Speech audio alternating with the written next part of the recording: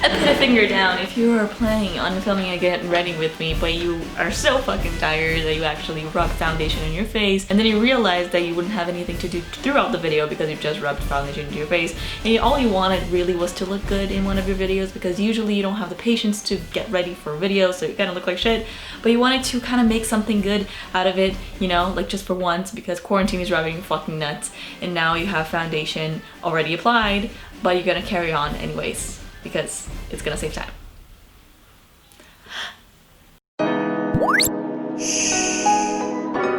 Ooh, look at me going down. Welcome to my channel. This is a channel where we can talk about real shit, and this is a series I like to call Advice Sesh, woohoo, where I give advice to my Instagram followers or subscribers or to whoever needs it. I try to do this in like a very lighthearted way, so either you get a laugh or get something out of it. Let's get started, beautiful people. While I do that, I'm gonna do my makeup, and it's pretty basic. I suck at makeup very good again. I probably have difficulties multitasking, but So the first question was actually advice on fake friends. Listen, honey. BB Rexa said once in her song, fuck fake friends, we don't need them. Only thing they're good for is leaving. I would correct her on that. I would say, only thing they're good at is fucking you up.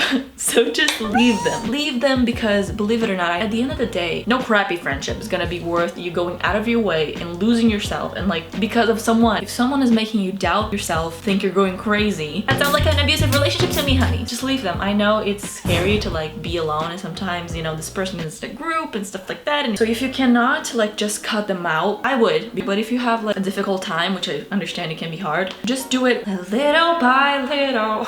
Try to find what you love to do and like kind of focus on yourself a little bit. Kind of forget about the person because, you know, it sucks. No person is worth your happiness, okay? I mean, you know what I mean.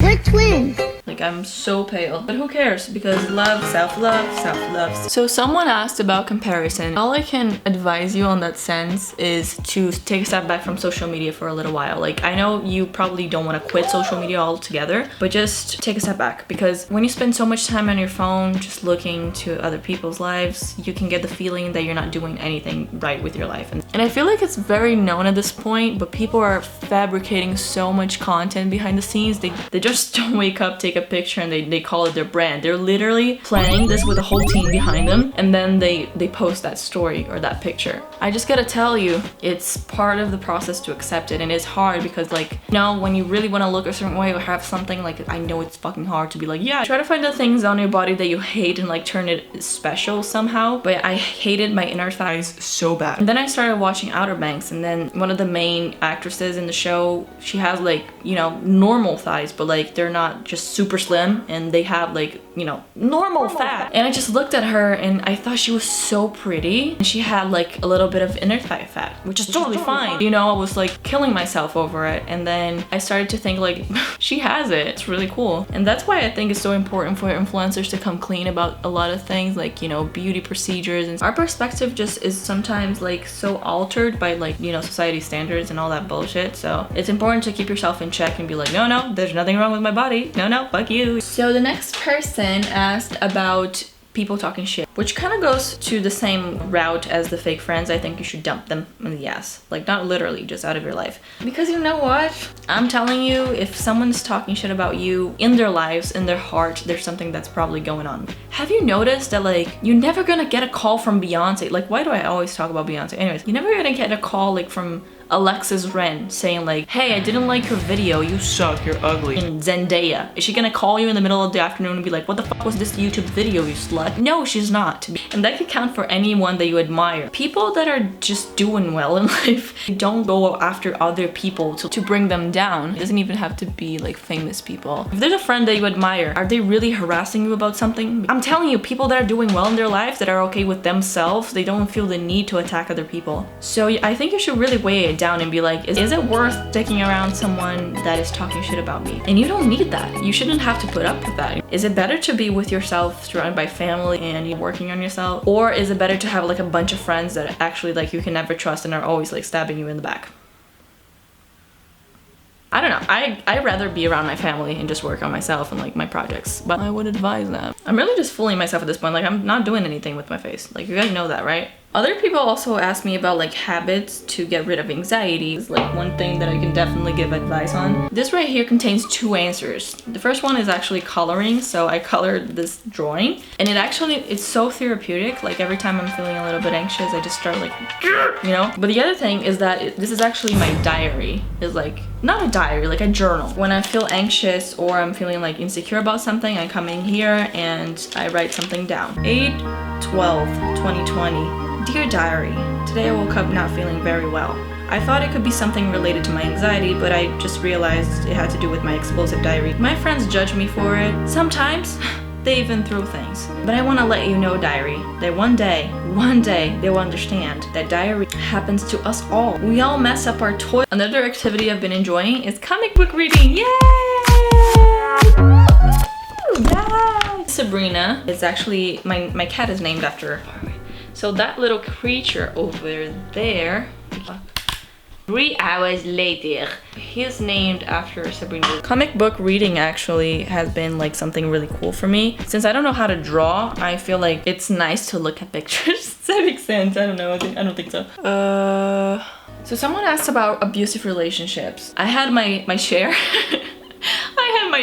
I had my share. I'm trying to make it light, but all I'm trying to say is usually you do have the option of leaving. You just feel like you can't because you're so emotionally attached to that person. Once you start like drifting away from them, you kind of start realizing they're not this like whole thing you've pictured in your head, because you probably have an image of them that is like crazy good, but they're not really like, especially if they're being abusive towards you. I think it's so hard to tell when you're in love. It's so hard to say like, yes, I'm in an abusive relationship and that's it, and you know, I would just leave, haha, I would just break up with them. I don't think people understand the issue behind that, like the whole like manipulation behind of it. All I'm trying to say, you know, is that it's really tough. I don't want to talk bullshit. Like I don't want to start saying like, yeah girl, just leave a relationship, like you don't need him. Yeah. When you're head and heels in love with someone and you have a low self-esteem and you think you don't deserve better, it's just really tricky to get out. And I do understand that. All I can say is that you're not alone and you should reach out to your family. And I know some of these relationships, and most of them, you end up drifting away from your family and friends. But it's very important that you do the opposite. If this person makes you feel like they're the only ones that will see value in you and nobody else will because you're like not good enough, and they are doing you a favor by staying with you, that's a sign that you should definitely leave. I know it sounds so obvious. I'm just saying this because maybe the girl that sent me this message needs like a sign to get out, or like a, so this is it, girlie. Like if you needed like encouragement, I hope it can help. Just there's life after this person and it's so much better. Jeez, that got so deep. Okay, what was the worst trauma of your life? Like seriously, these questions, I don't know what's happening. Losing my AirPods. Been holding this for the past 20 minutes. Anyways, okay, let's say everything is pretty chaotic. Just my life right now, I swear to God. Someone asked on advice for starting a YouTube channel, like how to get the courage to do so. You only live once. I know that's so cliche to say it, but like, do you really want to look back at your life and be like, I was too scared to like post a YouTube video? Like if you do that, that's totally fine. I'm not trying to sound like as holy. I don't know where that word came from. If you're not doing what you love, then what's the point? People are gonna talk shit either way. To be honest with you, people are gonna judge you no matter if you do it or not. And I include myself in this one. I try to like not do that as much as I can, because when we look at someone, we automatically have a judgment or like an opinion on them. That can be really unhealthy sometimes if you don't notice that like sometimes that person's just doing her own thing because she wants to, you know what I mean? We always have this view of other people as people trying to do something, and also like, so what if they're trying to do something? Like yeah, I'm trying to grow my YouTube channel, like I'm trying to improve on singing, and I'm trying to pass in school. Like what the fuck is the problem with that? Right now we're trained to like look at people and be like, oh my god, she's trying, she's actually working her ass off to like make income and like be happier, and isn't that good? The advice I can give is, I feel like everybody says the same thing, but it's true. Like your first video is just not gonna be good. It's probably not gonna be good. Like my first video wasn't really good. It wasn't even on this channel, it was like in another one. But I'm proud of that, you know, like if that's what it took me to get me here. And having that channel taught me so much about myself too. So there's no better way of training for YouTube than like producing your content. If nobody likes it, then nobody likes it. And if everyone loves it, everyone loves it. But my guess is that you're gonna probably have people that like it and people that don't like it.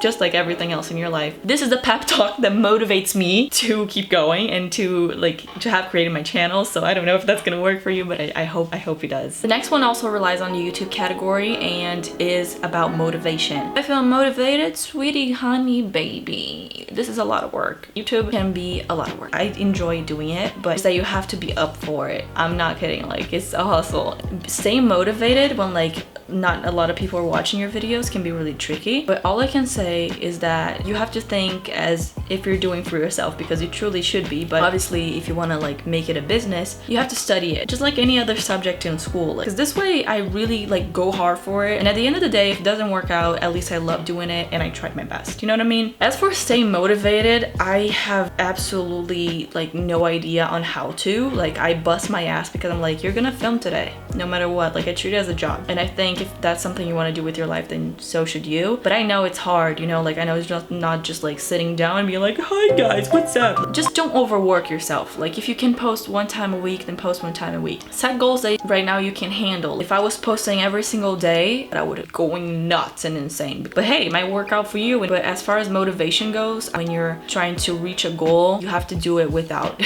motivation, because you're not gonna feel like it every day. It's kind of like the gym. You don't feel like going every day. If you set goals for yourself, like in the gym and stuff, you know you kind of have to. You know, you're like, I know my goal and I kind of have to do it, even though I don't want to do it. Don't want to have my ass on fire today, but you know. And sometimes you might even be surprised. Like, I start filming sometimes so like I'm already like, okay, I'm gonna film, and then I end up having fun because I remember why I'm doing this, you know? Like, I don't have any more questions and I didn't get ready, so is that considered a fail? I hope not. Like, you know what? I see it as a victory, you know, and I hope you can get something out of these advices I'm giving. I know I was a little bit all over the place, that's why I shouldn't have too much caffeine, but I still do every day. So, you know, some mistakes we just learn as time goes by. I'm out.